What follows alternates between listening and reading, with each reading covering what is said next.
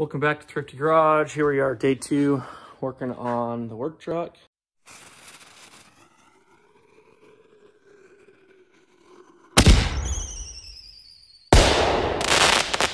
I sprayed up with fluid film this front, and this is looking awesome. That black fluid film is the stuff. So today went to the dealership, picked up more transmission fluid. We've got a filter, 4 more quarts of fluid. I think I had 6 here. I went to Harbor Freight, picked up a seal puller, picked up a new set of picks. I was looking at my old set of cheap Harbor Freight picks, and they just made me nervous with all these delicate things I'm working on, breaking off a tip and going somewhere I don't want it to be. And I picked up some new Icon screwdrivers. Those are very similar to the snap-on screwdrivers I have, so excited to try those out. And they've got a little blow molded case for them to sit in my tool tray, so that'll be super nice to have. And yeah, seal puller, pull the seal, and try and get this back together semi-decent. Yeah, once I get that new seal put in, I can put that axle back in and start buttoning up this side of the truck. So we got our torpedo heater going in here. We got the windows open so we don't die of carbon monoxide poisoning.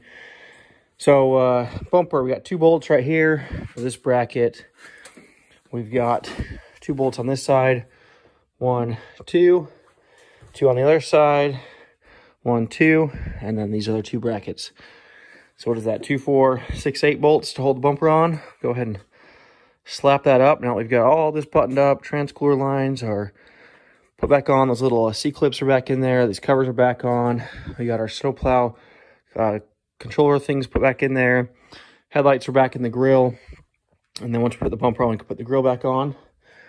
So yeah, everything should be good back together. Intercool and everything. I started unbolting this to get that little fitting out. Cap on the end here on that lower one. Remove the duct tape, and voila, a little piece went right down the stupid intercooler tube.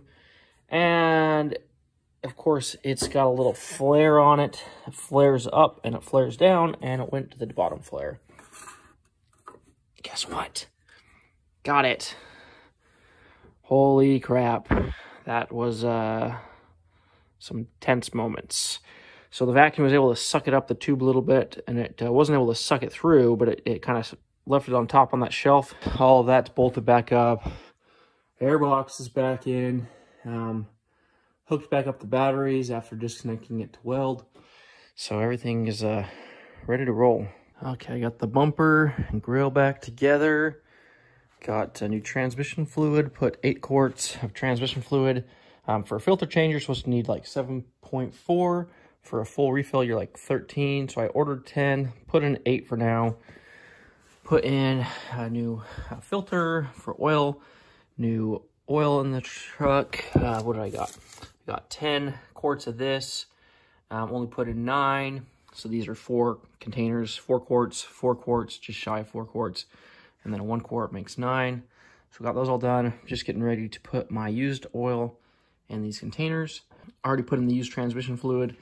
That transmission fluid is mixed with the front differential fluid. Because I drained the front diff into here, it was just like a quart, and then put the transmission fluid in here as well. So go ahead and dump all this oil out into the containers, and probably start working on this passenger side. So I need to tear all this apart, put new upper control arm, new ball joint, and pull that seal off on this side. So I ended up deciding to order a new one of these shafts. I think a new one was like 125 or 150 bucks. Probably 150 or 175 with shipping. And it's supposed to be here in like 4 or 5 days. And the more I thought about this pitting is just too deep to be okay with. Where that bearing rides, I think is okay. Or could be okay, or even could be softened out. But where that bearing sits is it's just too rough. So I just have a feeling I put in that new shaft and it's going to tear up this brand new, or put in the old shaft and tear up this brand new seal.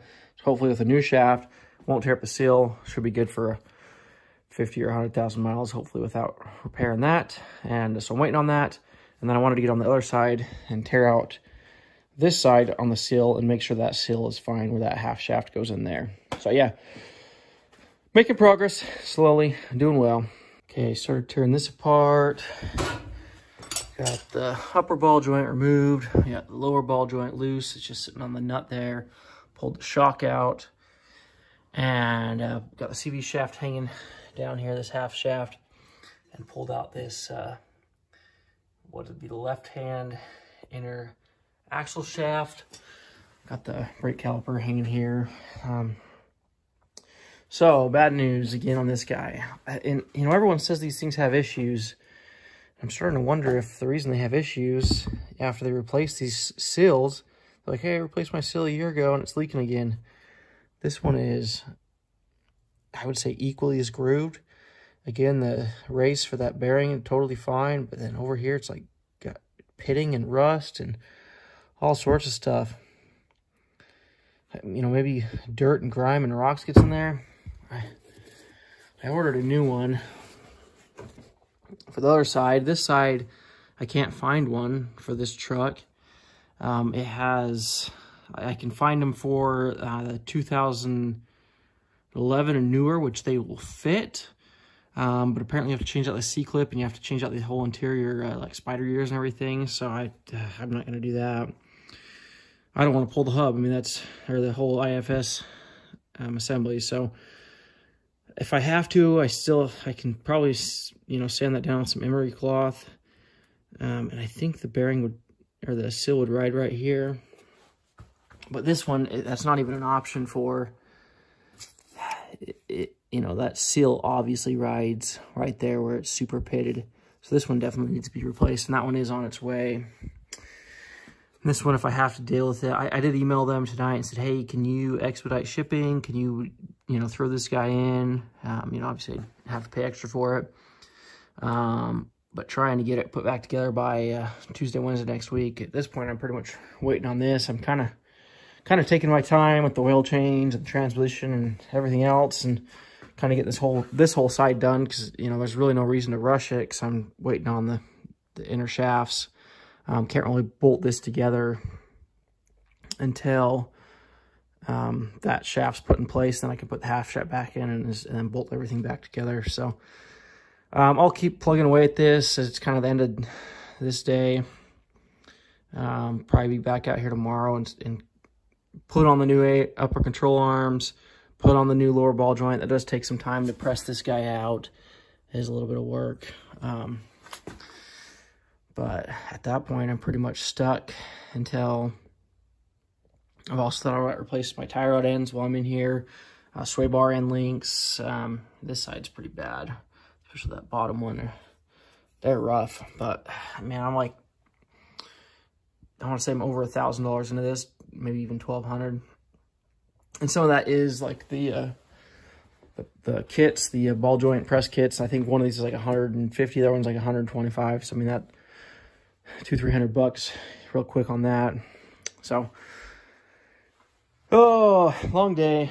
Again, didn't get much done today on this. Just kind of slowly working. We'll pick up tomorrow. Okay, we're back at it in the garage, and things are about to get interesting. We've got these two inner shafts bolted up together. These threads line up enough to, it's got maybe 2 or 3 threads on there, so not super deep before this side bottoms out. So that's why I went from both sides. So we have a pretty good even coverage, all 6 bolts all the way around, hooked up to a drill. The reason I'm doing this is I have to have this truck back together. Wife's going out of town, and I need to have transportation while she's away. So, unfortunately, I've got to get the truck back together today so I can get in alignment tomorrow before she leaves.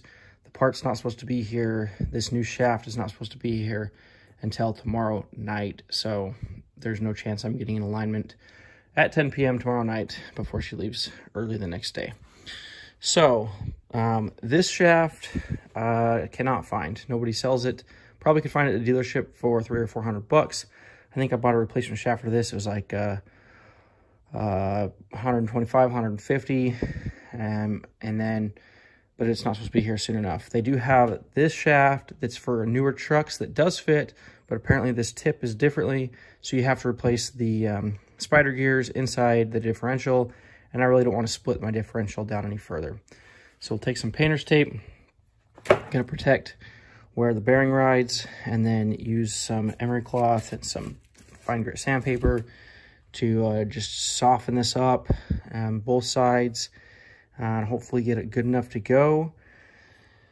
And unfortunately, I'm probably gonna have to try this part again. I'm gonna have the new axle shaft here, so eventually I need to put that in. And when I go ahead and do that, I'll have to put in new seals, because there's a good chance that this repair is just a temporary fix and that these are just gonna eat up these new seals. So that's the plan. This is my awesome setup to fix it in a bind.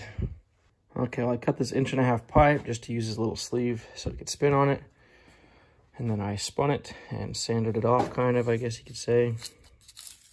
It's definitely not perfect, but looks a lot better than what it was. This side, you can kind of still see where we had like this, I don't know, this one was weird. It's like it sat for a long time and it rusted out, because like this thing has like little ribs on it, and it's like those little ribs rusted out, but kind of sanded down all that rust and pitting and whatever else. And again, it's not perfect, but should be better than what it was. And hopefully it gets me down the road for a little bit until the next time I have a chance to tear this apart. I'll use some of this Permatex black adhesive sealant, the silicone RTV, on the seal, just lightly coated it around, and then I was able to use this ball joint press tool. That was a perfect size to fit on there, pound that in. So now that is ready to go. I'm going to put some either oil or grease on the seal before I put the axle shaft in, and then we can reassemble this and put it back in the truck. We can replace the seal on the other side.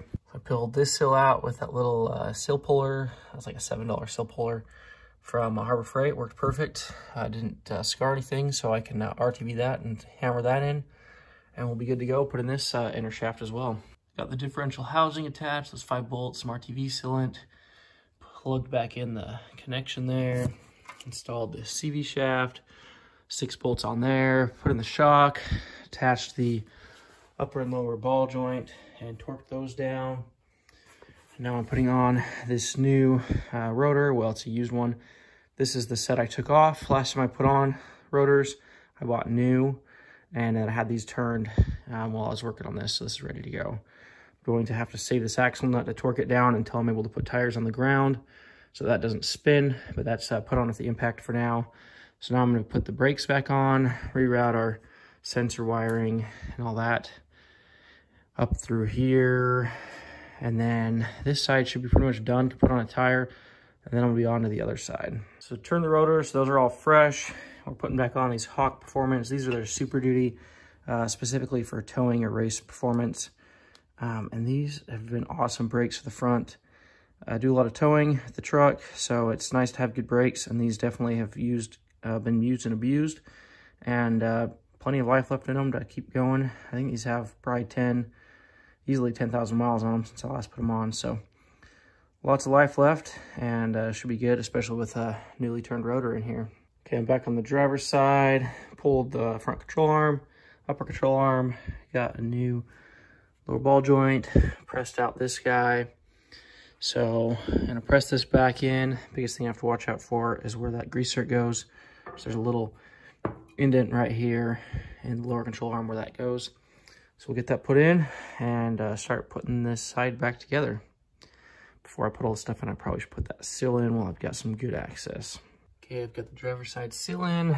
Got the shaft lubed up, just some grease on there. Go ahead and set this in and hope that snap ring seats well. Here is the fill plug for the front differential. Here is the drain plug. We've got all this extra goopy crap on here. Go ahead and clean this off. Put it back in there.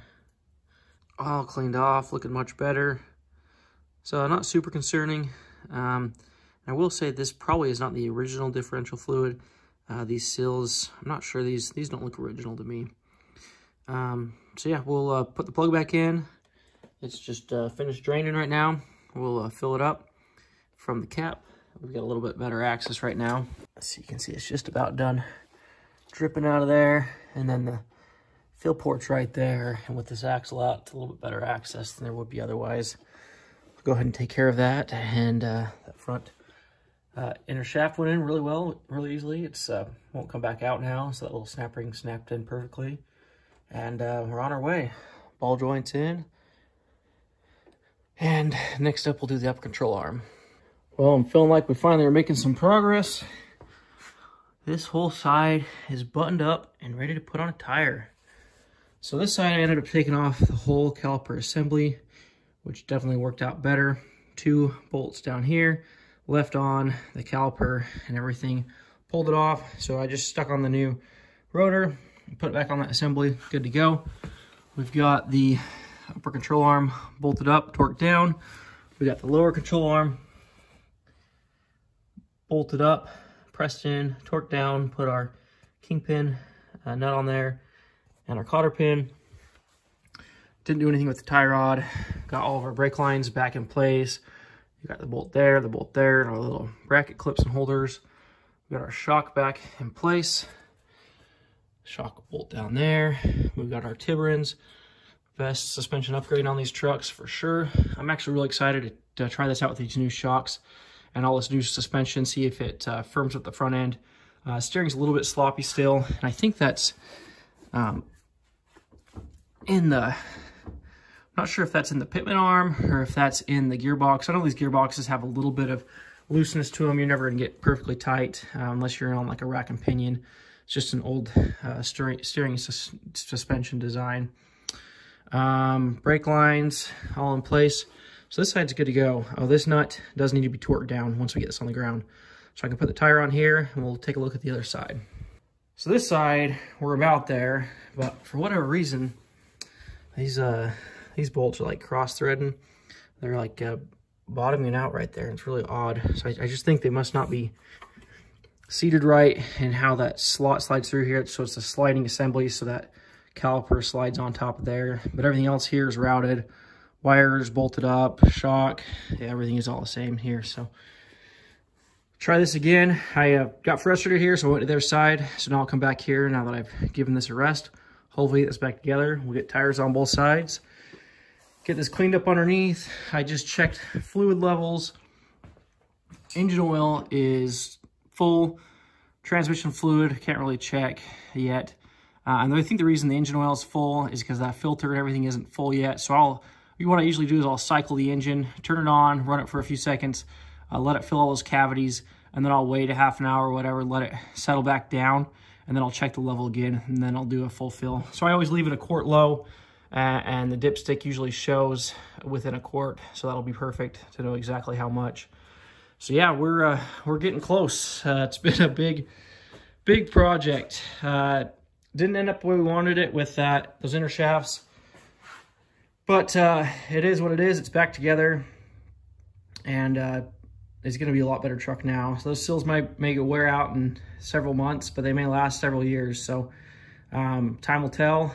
Just didn't like putting those back in the way they were, but had to do what you had to do. So we'll have that new shaft ready to go in if we have to do that. And honestly, if we end up having to do that, what I'll probably end up doing is I'll order the inner shaft for the other side here, for the driver's side, the left-hand side, the little short stubby shaft. I'll order that and get it go. And if we have to do this again, we'll just pull the whole front differential and then crack that case and put those new spider gears in there, because that's what we'll have to do. Or we'll have to go to the dealership and order that part. So not really the best option. So we'll just wait and see. It won't be leaking like it was, at least for the meantime. Okay, tires back on. Pull the jack stands out. I can now drop this.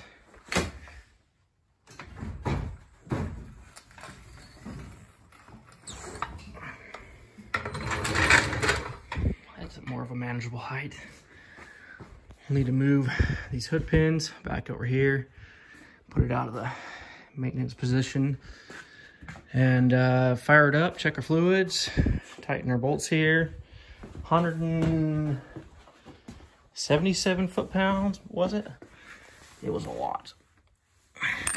Put that bad boy on. Went through all my spare parts. I think we're good. So I've checked everything. There's a bad ball joint, bad upper control arm. All the parts are out of here. We do have this to put back on. So we've got the transfer case pump upgrade kit for the pump rub. New transfer case fluid, so that'll be for a different project, a different day. Okay, the truck's finally out. It's at the alignment shop. So now we've got a mess to clean out. So we'll go ahead and wrap the video here. We'll show you a little bit of time lapse cleaning up the shop, and we'll be done for now. I'm sure we'll be back at the truck for some more repairs. Let me know down in the comments if you enjoyed this type of video, kind of a vlog type of video. Anyways, we'll wrap the video here. Thanks for watching Thrifty Garage, and we'll see you on the next one.